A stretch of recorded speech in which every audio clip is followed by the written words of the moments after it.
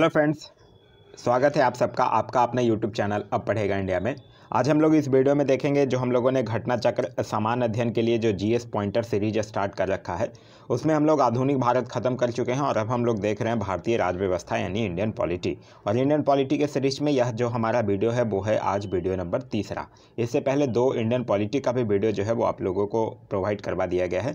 अभी आप नहीं देखें अगर ये सब वीडियो तो जाकर प्लेलिस्ट से देखिए। प्लेलिस्ट में एक जीएस पॉइंटर घटना चक्र के नाम से एक प्लेलिस्ट बना हुआ है। इसका पीडीएफ आप लोगों को चाहिए तो आप टेलीग्राम ग्रुप ज्वाइन कर सकते हैं। वीडियो के डिस्क्रिप्शन में इसका टेलीग्राम ग्रुप का लिंक दिया हुआ है, या फिर आप टेलीग्राम पर जाकर सर्च कर सकते हैं आप पढ़ेगा इंडिया। वहाँ आपको मैं काफ़ी बुक्स के या फिर तरह तरह के पीडीएफ जो है वो मैं आप लोगों को प्रोवाइड करवाते रहता हूँ। तो चलिए अब बढ़ते हैं अपने वीडियो की तरफ। आज के वीडियो का जो सबसे पहला टॉपिक है वो है मूल अधिकार। कह रहा है सही कथन है, भारतीय संविधान में मूल अधिकारों को शामिल करने के लिए नेहरू रिपोर्ट 1928 ने समर्थन किया था। तो हाँ, ये बिल्कुल सही है। फिर कह रहा है संविधान द्वारा मौलिक अधिकारों को लागू करने की शक्ति दी गई है। तो संविधान द्वारा मौलिक अधिकारों को लागू करने की शक्ति जो है वो सर्वोच्च न्यायालय और उच्च न्यायालय दोनों को दिया गया है। आगे कह रहा है मौलिक अधिकार है, तो मौलिक अधिकार क्या है? एक बाध्य योग है। फिर कह रहा है मौलिक अधिकार, तो मौलिक अधिकार जो है वो आपातकालीन स्थिति में निलंबित किए जा सकते हैं, लेकिन अनुच्छेद 20 और 21 को छोड़कर। आगे कह रहा है कि मौलिक अधिकारों के संबंध में सही वक्तव्य है, ये राज्यकृत के विरुद्ध एक गारंटी है, बिल्कुल सही है। ये संविधान के भाग 3 में सूचीबद्ध है, ये भी सही है। ये सामाजिक, आर्थिक और राजनीतिक न्याय सुनिश्चित करता है, ये भी सही है। और ये संयुक्त राज्य अमेरिका के अधिकारों के बिल की भांति है, ये भी बिल्कुल सही है। आगे कह रहा है कि भारतीय संविधान में नागरिकों को मौलिक अधिकार प्रदान किए गए हैं। तो अनुच्छेद 12 से लेकर अनुच्छेद 35 के अंतर्गत भारतीय संविधान में मौलिक अधिकार का वर्णन जो है वो किया गया है। फिर कह रहा है भारतीय संविधान में जैसा निहित है सामान्यता के मौलिक अधिकार में सम्मिलित है। कानून के समक्ष समानता अनुच्छेद 14 में, सामाजिक समानता अनुच्छेद 15 में, अवसर की समानता अनुच्छेद 16 में, जिसमें कि आर्थिक समानता जो है वो इसमें शामिल नहीं है। आगे कह रहा है कि संवैधानिक प्रावधानों को संघीय संसद, राज्य विधान पालिकाओं द्वारा बनाए गए नियमों कानूनों पर प्राथमिकता प्रदान करता है। ये कौन से अनुच्छेद? अनुच्छेद 13। फिर कह रहा है भारतीय संविधान के अनुच्छेद 13 का मुख्य उद्देश्य संविधान की सर्वोच्चता सुनिश्चित करना है। किसके संदर्भ में? तो अनुच्छेद 13 किसके संदर्भ में? मौलिक अधिकारों के संदर्भ में। फिर कह रहा है कि समानता का अधिकार संविधान के निम्न अनुच्छेदों के अंतर्गत दिया गया है। तो समानता का अधिकार कहाँ से कहाँ तक? अनुच्छेद 14 से लेकर अनुच्छेद 18 तक। तो 14, 15, 16, 17 और 18। फिर कह रहा है भारतीय संविधान के अनुच्छेदों में विघटन सत्ता पर पूर्ण नियंत्रण लगाता है। तो यह कौन लगाता है? अनुच्छेद 14। कह रहा है संविधान के किस अनुच्छेद में कानून के समक्ष समानता एवं कानून का समान संरक्षण प्रावधानित है? तो यह जो है वो अनुच्छेद 14 में है। फिर कह रहा है कि विधि का नियम या कानून का अधिराज का मतलब क्या है? तो इसका मतलब है कि सभी के लिए एक कानून और सभी के लिए न्यायतंत्र।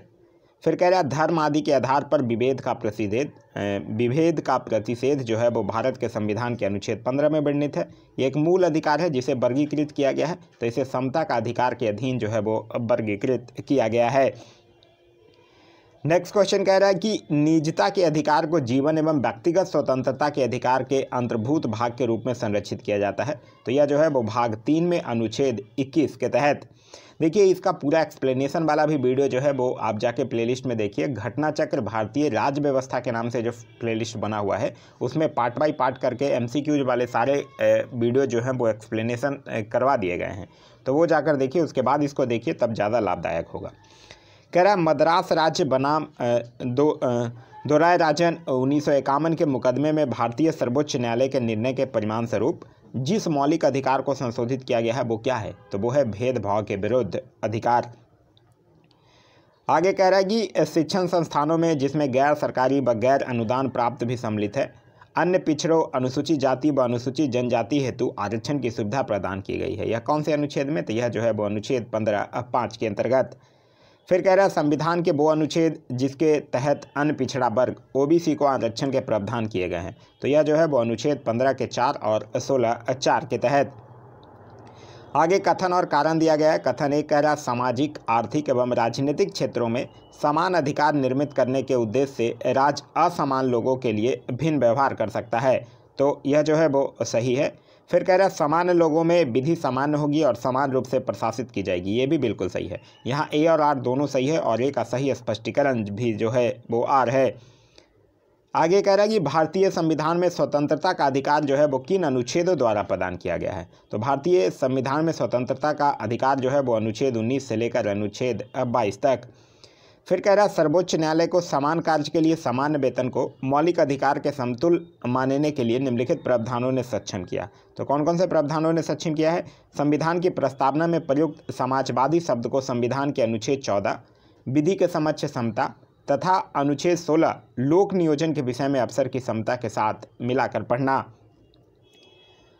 आगे कह रहा है कि मौलिक अधिकारों के अंतर्गत बच्चों के शोषण संबंधित हैं, तो यह जो है वो अनुच्छेद 24 से संबंधित है।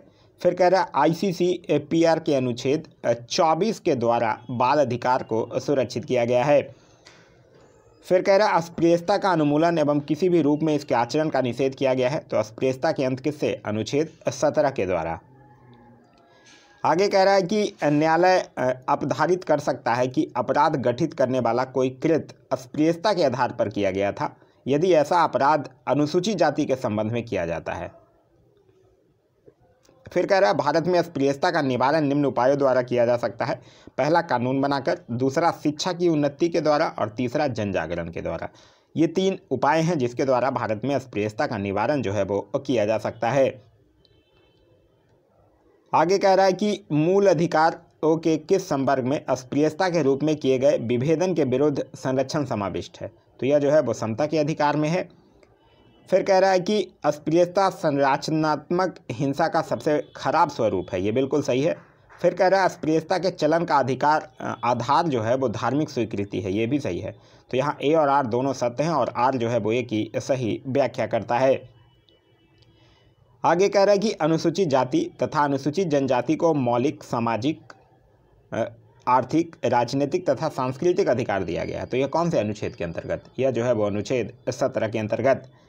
फिर कह रहा है भारत का संविधान स्पष्टतः प्रेस की आज़ादी की व्यवस्था नहीं करता है, किंतु यह आज़ादी जो है वो अंतर्निहित है। तो प्रेस की स्वतंत्रता का विवरण नहीं दिया गया है, लेकिन यह जो है वो अनुच्छेद 19 के 1 क में समाहित है। फिर कह रहा है कि भारतीय संविधान में भाषण एवं अभिव्यक्ति की स्वतंत्रता के मूल अधिकार का प्रावधान है। तो यह जो है वो अनुच्छेद 19 में है। फिर कह रहा है उच्चतम न्यायालय की व्यवस्था अनुसार निजी भवनों के ऊपर राष्ट्रीय झंडे को फहराना हर नागरिक का मौलिक अधिकार है। तो यह जो है वो संविधान के अनुच्छेद 19A के 1 के तहत है। फिर आगे कह रहा है कि स्वतंत्रता के अधिकार के भाग के रूप में बिना हथियार के शांतिपूर्ण ढंग से इकट्ठा होने की स्वतंत्रता के अंतर्गत आता है। तो शांतिपूर्ण इकट्ठा होना, एकत्रित जनता जिनको हथियार नहीं रखना चाहिए, इस अधिकार के अभ्यास पर राज्य कानून बनाकर तर्कपूर्ण प्रतिबंध जो है वो लगा सकता है। आगे कह रहा है कि नागरिक की विचार अभिव्यक्ति की स्वतंत्रता पर प्रतिबंध नहीं लगाया जा सकता है। तो नागरिक की विचार अभिव्यक्ति की स्वतंत्रता पर अवांछनीय आलोचना के कारण जो है वो प्रतिबंध नहीं लगाया जा सकता है। फिर कह रहा है संविधान का कौन सा अनुच्छेद है जो व्यक्ति की प्राण एवं दैहिक स्वतंत्रता के संरक्षण से संबंधित है। तो प्राण एवं दैहिक स्वतंत्रता किस में? अनुच्छेद 21 में। फिर कह रहा है विधि की सम्यक प्रक्रिया के सिद्धांत को शामिल किया गया है। तो यह किस में शामिल किया गया है? अनुच्छेद 21 में। फिर कह रहा है व्यक्ति के विदेश यात्रा के अधिकार को संरक्षण प्राप्त है। तो व्यक्ति के विदेश यात्रा के अधिकार को संरक्षण प्राप्त है अनुच्छेद 21 के तहत। फिर कह रहा है अनुच्छेद 19 के 1D को अनुच्छेद 21 के साथ अगर मिलाकर पढ़ते हैं तो क्या प्राप्त होता है? तो उससे निजता का यानी एकांतता का अधिकार जो है वो प्राप्त होता है। फिर कह रहा है कि निजता के अधिकार को जीवन एवं व्यक्तिगत स्वतंत्रता के अधिकार के अंतर्भूत भाग के रूप में संरक्षित किया जाता है। तो यह जो है वो भाग 3 में गारंटी दी गई स्वतंत्रताएं एवं अनुच्छेद 21 के तहत किया जाता है। आगे कह रहा है अनुच्छेद 21 के दायरे में नहीं आता है। तो मृत्युदंड जो है वो अनुच्छेद 21 के दायरे में नहीं आता है। फिर कह रहा है संविधान का अनुच्छेद जो अपनी पसंद के व्यक्ति से विवाह करने के लिए किसी व्यक्ति को अधिकार को संरक्षण देता है। तो यह देता है अनुच्छेद 21। फिर कह रहा है उच्चतम न्यायालय के किस मामले के निर्णय के कारण संविधान के अनुच्छेद 21 के कार्यक्षेत्र का विस्तार कर शिक्षा के अधिकार को उसमें शामिल किया गया था। तो यह उच्चतम न्यायालय के किस मामले में? उन्नी कृष्णन बनाम आंध्र प्रदेश मामले में किया गया था। फिर कह रहा है कि धार्मिक स्वतंत्रता के अधिकार का प्रावधान के अंतर्गत सम्मिलित है। तो धार्मिक स्वतंत्रता के अधिकार के प्रावधान के अंतर्गत धर्म प्रचार करने का अधिकार सम्मिलित है, सिखों को कृपाण धारण करने का अधिकार सम्मिलित है और राज्यों को समाज सुधारक विधि निर्माण का अधिकार जो है वो धार्मिक स्वतंत्रता के अधिकार के प्रावधान के अंतर्गत सम्मिलित है। आगे कह रहा है कि संविधान के अनुच्छेद 25 के अनुसार धर्म स्वातंत्र्य का अधिकार अधीन है, तो इसका अधीन है सार्वजनिक व्यवस्था, स्वास्थ्य एवं सदाचार के। फिर कह रहा है कि सिखों के द्वारा कृपाण धारण करना धार्मिक स्वतंत्रता का अंग माना गया है, तो यह जो है वो अनुच्छेद 25 के अंतर्गत माना गया है। फिर कह रहा है अनुच्छेद 25 का संबंध है, तो अनुच्छेद 25 का संबंध है धर्म की स्वतंत्रता से। फिर कह रहा है भारतीय संविधान के अनुच्छेद 25 में प्रयुक्त हिंदू शब्द के तहत शामिल है, तो प्रयुक्त हिंदू शब्द के तहत शामिल है बौद्ध, जैन एवं सिख। फिर कह रहा है संविधान के अनुच्छेद 26 में धार्मिक कार्यों के प्रबंध की स्वतंत्रता पर प्रतिबंध लगाया है, तो लोक व्यवस्था, सदाचार और स्वास्थ्य के अधीन। आगे कह रहा है कि शोषण के विरुद्ध अधिकार में शामिल अनुच्छेद है, तो शोषण के विरुद्ध अधिकार में शामिल अनुच्छेद हैं अनुच्छेद 23 एवं 24। फिर कह रहा है अनुच्छेद 23 क्या बताता है? मानव के दुर्व्यापार एवं बालाश्रम का प्रतिबंध। अनुच्छेद 24 कहता है कारखानों आदि में बालकों के नियोजन का प्रतिषेध। अनुच्छेद 26 कहता है धार्मिक कार्यों के प्रबंध की स्वतंत्रता के बारे में। फिर आगे कह रहा है कि मानव के दुर्व्यापार एवं बालाश्रम का प्रतिषेध कौन से अनुच्छेद में है? तो ये अनुच्छेद 23 में। अल्पसंख्यक वर्गों के हितों का संरक्षण कौन से अनुच्छेद में? अनुच्छेद 29 में। संवैधानिक उपचारों का अधिकार कौन से अनुच्छेद में? अनुच्छेद 32 में। फिर कह रहा है कि अल्पसंख्यकों को अपनी मनपसंद शिक्षण संस्थाओं को स्थापित एवं संचालित करने का अधिकार का संरक्षण प्रदान करता है, तो यह कौन सा अनुच्छेद प्रदान करता है? यह अनुच्छेद 30 प्रदान करता है। फिर कह रहा है भारतीय संविधान का अनुच्छेद 30 अल्पसंख्यक वर्ग के शब्द को परिभाषित नहीं करता है, ये बिल्कुल सही है। फिर कह रहा है संविधान केवल भाषाई और धार्मिक अल्पसंख्यक वर्ग को मान्यता प्रदान करता है, ये भी सही है। यहाँ ए और आर दोनों सही है, परंतु आर जो है वो ए की सही व्याख्या नहीं है। फिर कह रहा है कि सही सुमेलित करने के लिए कह रहा है अनुच्छेद 16 की 2 की अगर बात करते हैं तो इसमें किसी भी व्यक्ति के साथ उसके वंश, धर्म अथवा जाति के आधार पर सार्वजनिक नियुक्ति के मामले में भेदभाव नहीं किया जा सकता है, यह कहता है अनुच्छेद 16 का 2। अनुच्छेद 29 की 2 की बात करते हैं तो इसमें कहा गया है कि किसी भी नागरिक को धर्म, वंश, जाति, भाषा या इनमें से किसी भी आधार पर राज्य द्वारा संपोषित अथवा राज्य से सहायता प्राप्त करने वाली किसी भी शैक्षिक संस्था में प्रवेश से वंचित नहीं किया जाएगा। वहीं अनुच्छेद 30A की बात करते हैं तो अनुच्छेद 30A में कहा गया है कि सभी अल्पसंख्यकों को चाहे वो धर्म के आधार पर हो या भाषा के आधार पर अपनी पसंद की शैक्षिक संस्थाएं स्थापित करने और उन्हें संचालित करने का मौलिक अधिकार होगा। वहीं अनुच्छेद 31A की बात करते हैं तो इसमें कहा गया है कि किसी भी व्यक्ति को कानून के प्राधिकार के सिवाय उसकी संपत्ति से वंचित जो है वो नहीं किया जाएगा। फिर आगे कह रहा है कि सही कथन है, यहाँ कह रहा है कि के मुंशी जो है वो संविधान का प्रारूप बनाने वाली समिति के एक सदस्य थे, ये बिल्कुल सही है। संविधान सभा द्वारा भारतीय संविधान स्वीकार किया गया था, ये भी सही है। बलवंत राय मेहता समिति रिपोर्ट जो है वो 1957 द्वारा पंचायती राज की संस्तुति की गई थी, ये भी सही है। और संविधान के अंतर्गत मूल अधिकारों की संरक्षक जो है वो न्यायपालिका है, ये भी सही है। आगे कह रहा है कि नागरिकों के मौलिक अधिकारों का रक्षक तथा भारत के संविधान का अभिभावक माना जाता है, तो किसको माना जाता है? उच्चतम न्यायालय को माना जाता है। फिर कह रहा है भारतीय संविधान के अनुच्छेद 32 के अंतर्गत प्रवर्तित किए जा सकते हैं, तो अनुच्छेद 32 के अंतर्गत प्रवर्तित किए जा सकते हैं मौलिक अधिकार। फिर कह रहा है कि डॉक्टर भीमराव अंबेडकर द्वारा संविधान की आत्मा कहा गया है, तो बी आर अम्बेडकर द्वारा संविधान की आत्मा जो है वो अनुच्छेद 32 को कहा गया है, जिसमें कि संवैधानिक उपचारों के अधिकार का विवरण जो है वो किया गया है।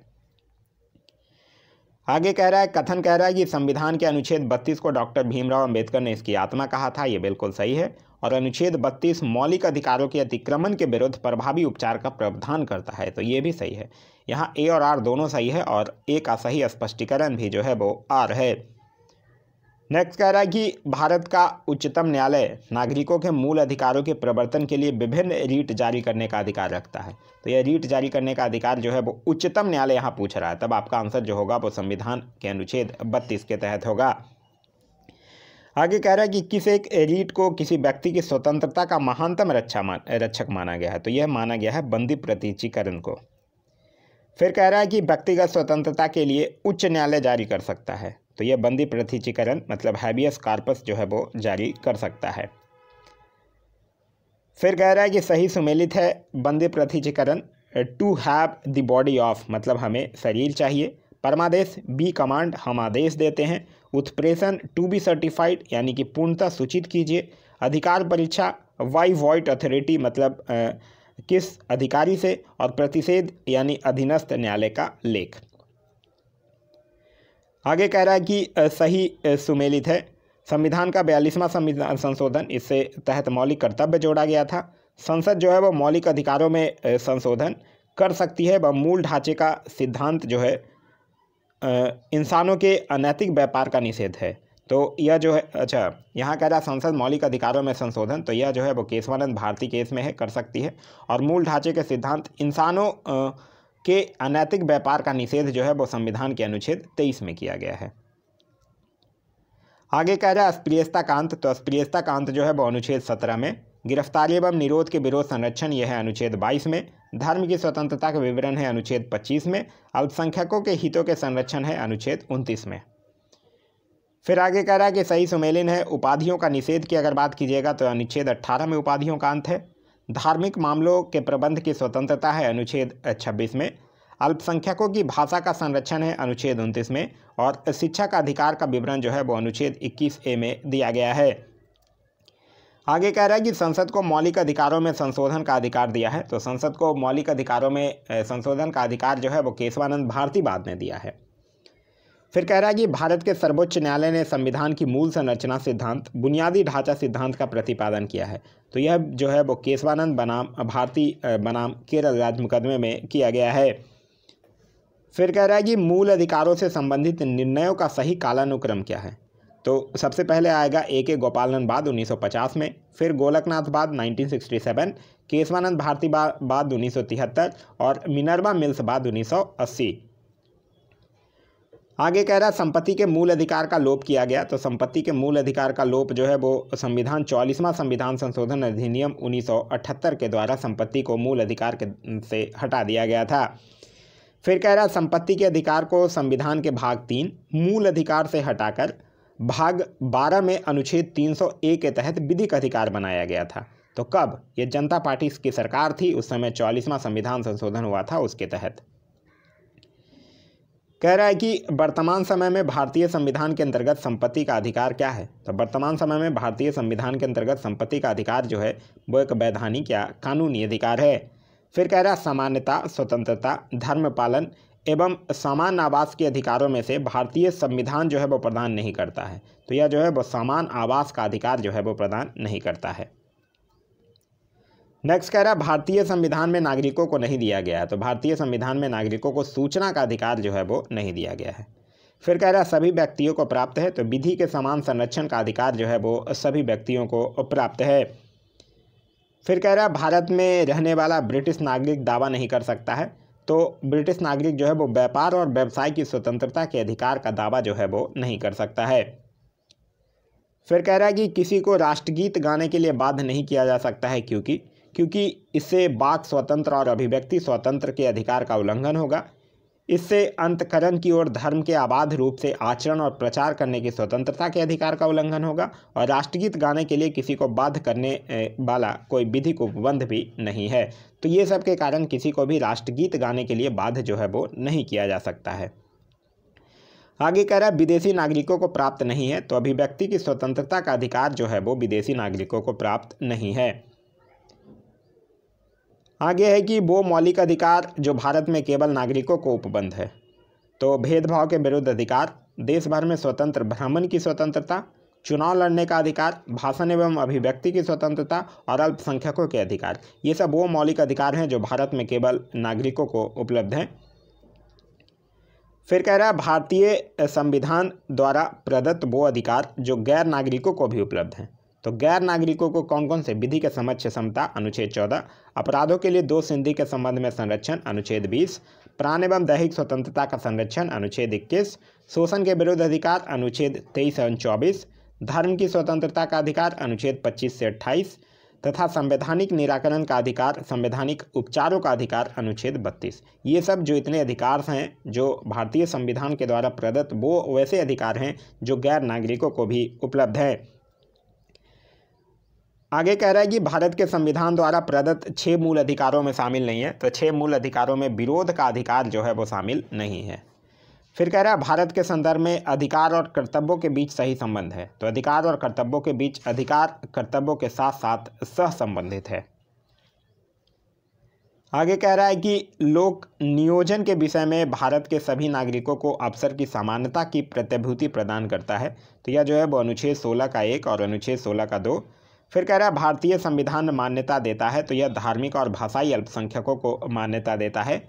फिर कह रहा है कि 6 वर्ष की आयु से 14 वर्ष की आयु के बीच सभी बच्चों को शिक्षा का अधिकार, तो 6 वर्ष से 14 वर्ष की आयु के सभी बच्चों के जो शिक्षा का अधिकार है वो मूल अधिकार है अनुच्छेद 21A के तहत। आगे कह रहा है भारतीय संविधान में संशोधन करके जोड़ा गया शिक्षा का अधिकार प्रभावी हुआ, तो शिक्षा का अधिकार जो है वो 1 अप्रैल 2010 से प्रभावी हुआ। फिर कह रहा है कि राज्य जो है वो 6 से 14 वर्ष के सभी बच्चों को निःशुल्क एवं अनिवार्य शिक्षा प्रदान करेगा, ये बिल्कुल सही है। और कह रहा है एक प्रजातांत्रिक समाज में शिक्षा का अधिकार जो है वो मानवाधिकार के रूप में विकास के अधिकार की व्याख्या के लिए अपरिहार्य है, ये भी बिल्कुल सही है। यहाँ ए और आर दोनों सही है और ए का सही स्पष्टीकरण भी आर है।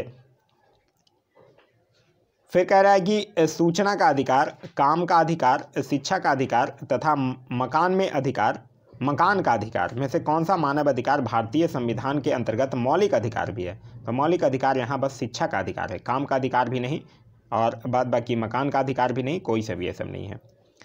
फिर कह रहा है कि वह अधिकार जो राष्ट्रीय आपातकाल तक में भी समाप्त या सीमित नहीं किया जा सकता है, तो जीवन का अधिकार जो है वो आपातकाल में भी समाप्त या सीमित नहीं किया जा सकता है।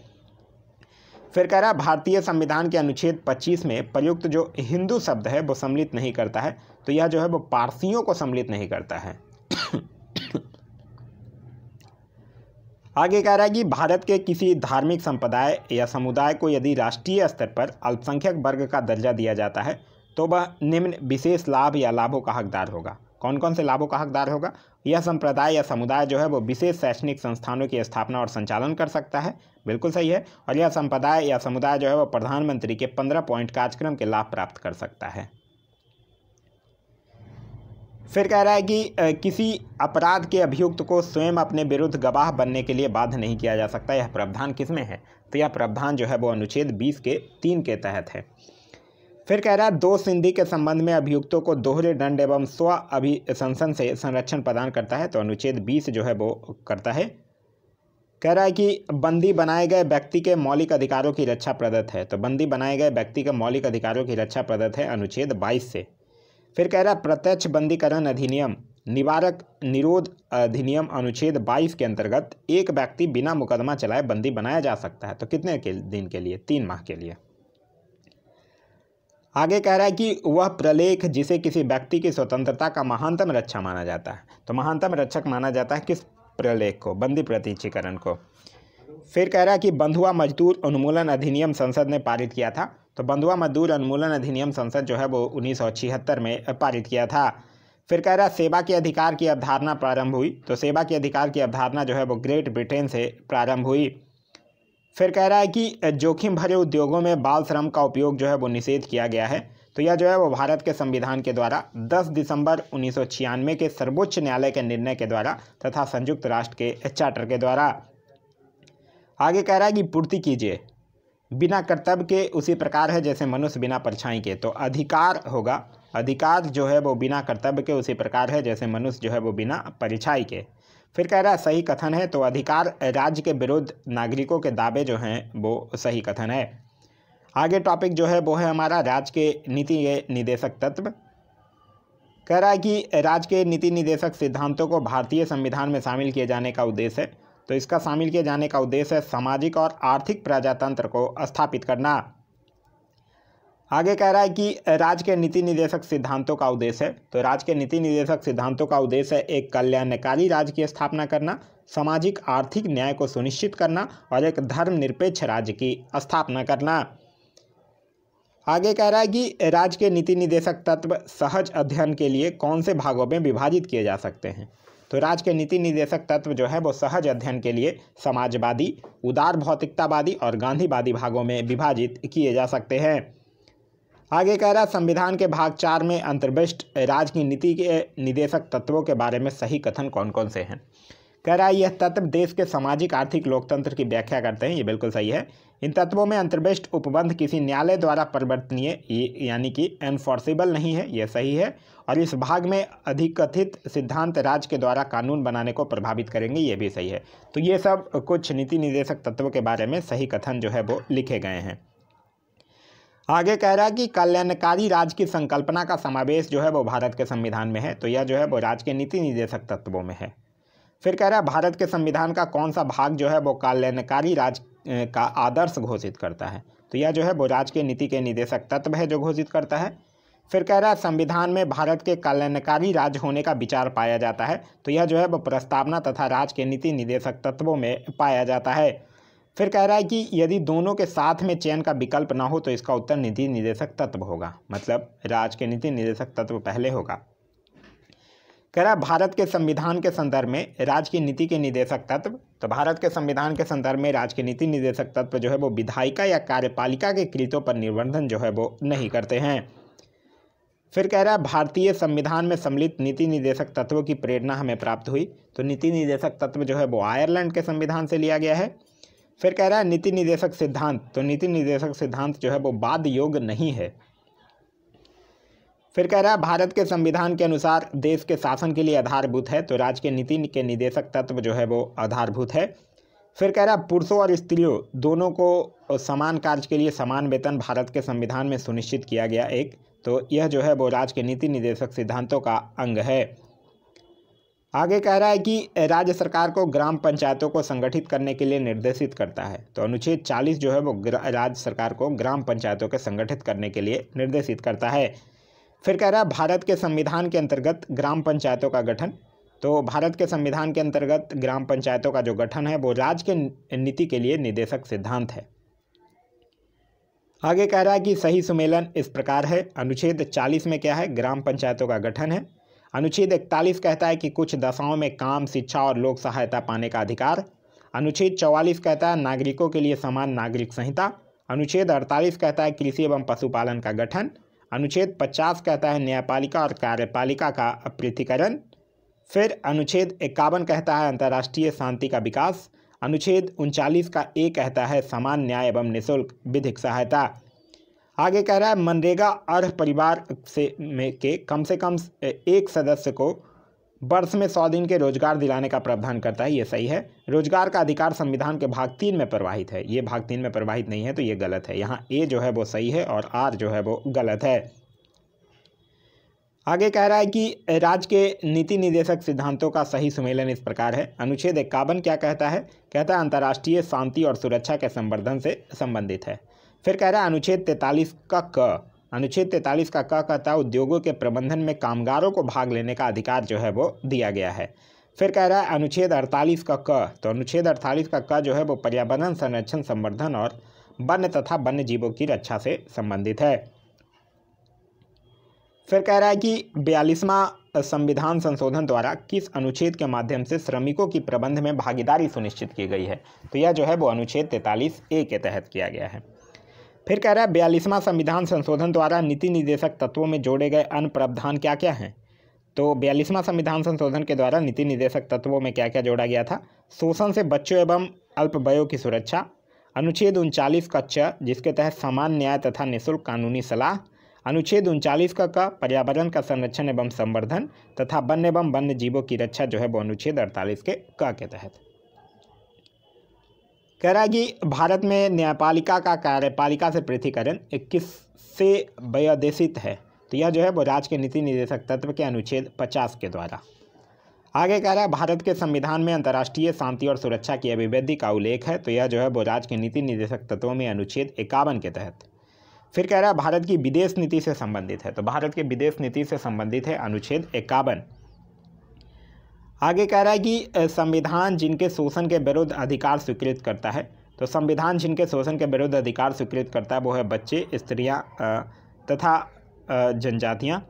फिर कह रहा है राज्य के नीति निर्देशक तत्व हैं, तो ये कह रहा है मद्य निषेध भी है, गौ संरक्षण है, पर्यावरण संरक्षण है और 14 वर्ष की आयु तक के बच्चे को निःशुल्क शिक्षा अब नीति निर्देशक तत्व नहीं बल्कि मूल अधिकार बन गया है। आगे कह रहा है कि मादक पेयों और स्वास्थ्य के लिए हानिकारक औषधियों प्रयोजन से भिन्न उपयोग का प्रतिषेध शामिल है। तो यह राज्य के नीति निर्देशक तत्व में अनुच्छेद 47 में शामिल है। कह रहा है राज्य के नीति निर्देशक सिद्धांत मौलिक अधिकारों से भिन्न है, क्योंकि निर्देशक सिद्धांत जो है वो परिवर्तनीय नहीं है, जबकि मौलिक अधिकार जो है वो न्यायालय के द्वारा परिवर्तनीय है। आगे कह रहा है कि गांधीवादी सिद्धांत जो राज्य की नीति के निर्देशक तत्वों में प्रतिबिंबित होते हैं, तो वो है ग्राम पंचायतों को संगठित करना और ग्रामीण क्षेत्रों में कुटीर उद्योगों को प्रोत्साहित करना। आगे कह रहा है कि राज्य के नीति निर्देशक सिद्धांतों में से वह जिसके बारे में संविधान शांत है, तो प्रौढ़ शिक्षा। फिर कह रहा है राज्य के नीति निर्देशक सिद्धांतों में सम्मिलित नहीं है, तो सूचना का अधिकार जो है वो राज्य के नीति निर्देशक तत्वों में शामिल नहीं है। आगे कह रहा है नीति निर्देशक तत्व है, तो सामान्य नागरिक संहिता जो कि अनुच्छेद 44 में है वो एक नीति निर्देशक तत्व है।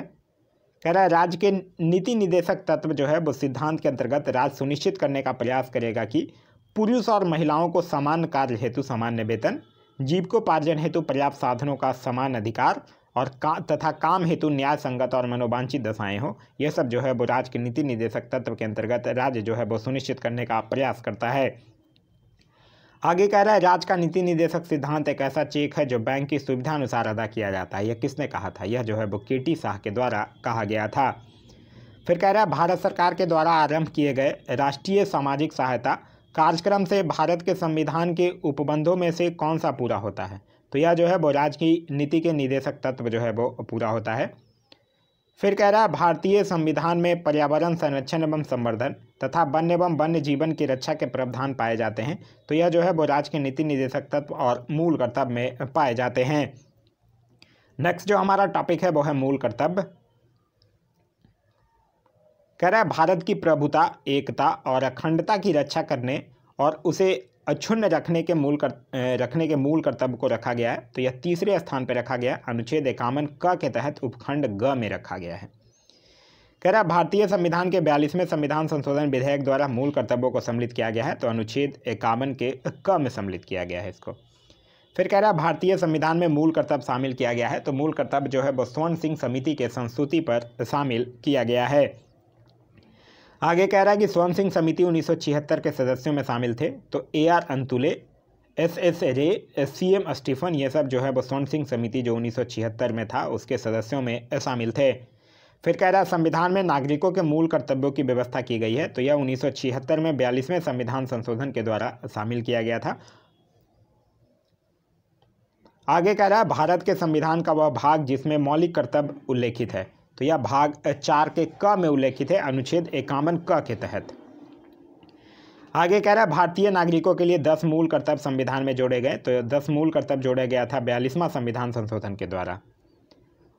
फिर कह रहा है मौलिक कर्तव्यों से संबंधित सही कथन है, तो उन्हें संवैधानिक प्रक्रिया से ही बढ़ाया जा सकता है। अस्पष्ट विधियों की व्याख्या के लिए उनका उपयोग किया जा सकता है और किसी विशिष्ट कर्तव्य का पालन करना संवैधानिक कानून के क्षेत्र में आता है, जिसे न्यायालय जो है वो निश्चित करता है। फिर कह रहा है भारत में मौलिक कर्तव्य है तो हमारी मिलीजुली संस्कृति की समृद्ध विरासत को संरक्षित करना। कह रहा है एक नागरिक के मूल कर्तव्यों में सम्मिलित है तो प्राकृतिक पर्यावरण की रक्षा और उसका संवर्धन बिल्कुल है। स्वतंत्रता के लिए हमारे राष्ट्रीय आंदोलन को प्रेरित करने वाले उच्च आदर्शों को संजोए रखें और उनका पालन करें।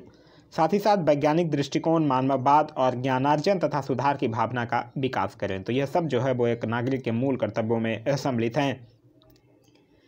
फिर कह रहा है कि भारतीय संविधान के अंतर्गत मौलिक कर्तव्यों में सम्मिलित हैं तो देश की रक्षा करना एवं राष्ट्र की सेवा करना हाँ है। हमारी सामाजिक संस्कृति की गौरवशाली परंपरा का महत्व समझना और उसका परिरक्षण करना ये भी है। और सार्वजनिक संपत्ति को सुरक्षित रखना एवं हिंसा से दूर रहना, ये सब जो है वो मौलिक कर्तव्यों में सम्मिलित हैं।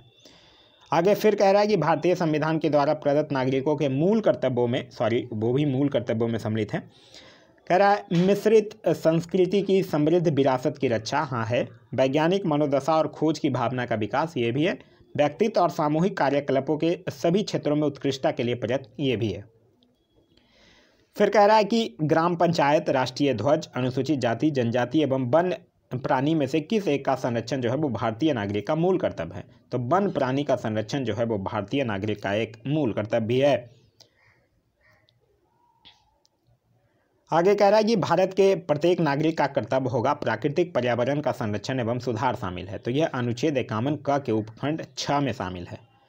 फिर कह रहा है सही कथन है, मूल कर्तव्य जो है वह मौलिक अधिकारों का भाग नहीं है। बिल्कुल सही है। भारतीय संविधान के भाग 4 क में मौलिक कर्तव्य गिनाए गए हैं, ये भी सही है। और अनुच्छेद 51 ए में प्रत्येक भारतीय नागरिकों को मौलिक कर्तव्यों की व्याख्या करता है, ये भी सही है। आगे कह रहा है भारतीय संविधान में वर्तमान में मौलिक कर्तव्य हैं तो 11 हैं। जब शामिल हुआ था तब 10 थे, बाद में एक जोड़ा गया था। आप लोगों को कमेंट करके बताना है कि जो 11वां मौलिक कर्तव्य है वो कौन से संविधान संशोधन के द्वारा जोड़ा गया था। मैं फिर से क्वेश्चन रिपीट कर रहा हूँ, आप लोगों को कमेंट करके बताना है कि भारतीय संविधान में वर्तमान में जो 11 मौलिक कर्तव्य हैं, पहले 10 जुड़े थे, फिर बाद में एक जुड़े हैं, तो ये एक जो है वो कौन से मौलिक अधिकार, कौन से संविधान संशोधन के तहत जोड़ा गया है, ये आपको कमेंट करके बताना है। फिर कह रहा है भारतीय संविधान के भाग 4A मूल कर्तव्य में वर्णित है राष्ट्रीय ध्वज का आदर करना, भारत के सभी लोगों के मध्य भाईचारे का भाव विकसित करना और हमारी समग्र संस्कृति के मूल्यवान धरोहर की रक्षा करना। फिर कह रहा है कि भारतीय संविधान के अंतर्गत मूल कर्तव्य नहीं है, तो लोक चुनाव में मतदान करना ये मूल कर्तव्य में सम्मिलित नहीं है। फिर कह रहा है सही सुमेलित है, एक साइड संविधान के भाग और दूसरी साइड विषय। भाग 2 में नागरिकता का विवरण है, भाग 3 में मूल अधिकार का विवरण है, भाग 4 में राज्य के नीति निर्देशक तत्व का विवरण है और भाग 4 के क में मूल कर्तव्यों का विवरण है। फिर कह रहा है कि भारत की प्रभुता, एकता और अखंडता की रक्षा करें और उसे अक्षुण्ण रखें, यह उपबंध किया गया है, तो यह जो है वो मूल कर्तव्य में किया गया है। आगे कह रहा है कि सही सुमेलन है, एक साइड विषय है, दूसरे साइड संबंधित अनुच्छेद है। अंतर्राष्ट्रीय विधि के प्रति आदर बढ़ाना, यह अनुच्छेद 51 के ग में है। प्राणियों के प्रति दया भाव रखना, यह अनुच्छेद 51 क के 6 में है। फिर कह रहा है ज्ञानार्जन और सुधार की भावना का विकास, तो यह अनुच्छेद 51 क के ज में है। और राज्य की लोक सेवाओं में न्यायपालिका को कार्यपालिका से पृथक करना, यह जो है इसका विवरण जो है वो अनुच्छेद 50 में दिया गया है। तो यह था हमारा आज का वीडियो। आज का वीडियो आप लोगों को कैसा लगा कमेंट करके ज़रूर बताइएगा। साथ ही साथ मैं आप लोगों से एक क्वेश्चन पूछा हूं कि जो अब मौलिक कर्तव्य 11 हो गए हैं, तो स्टार्टिंग में 10 जोड़े गए, ये बाद में जो एक जोड़ा गया वो कौन से संविधान संशोधन के द्वारा जोड़ा गया, ये आपको कमेंट करके बताना है। यह वीडियो कैसा लगा ये भी आप कमेंट करके ज़रूर बताइएगा। इस वीडियो से कुछ सीखने के लिए मिला तो एक लाइक ज़रूर कर दीजिए। वीडियो पसंद आया तो अपने दोस्तों के साथ शेयर करना ना भूलें। अभी तक आप इस चैनल पर नए हैं या चैनल को सब्सक्राइब नहीं किए हैं तो चैनल को सब्सक्राइब कर लीजिए और साथ ही साथ बेल आइकन दबा लीजिए ताकि हमारे सारे वीडियो के नोटिफिकेशन जो है वो आपको मिलते रहें। Thanks for watching.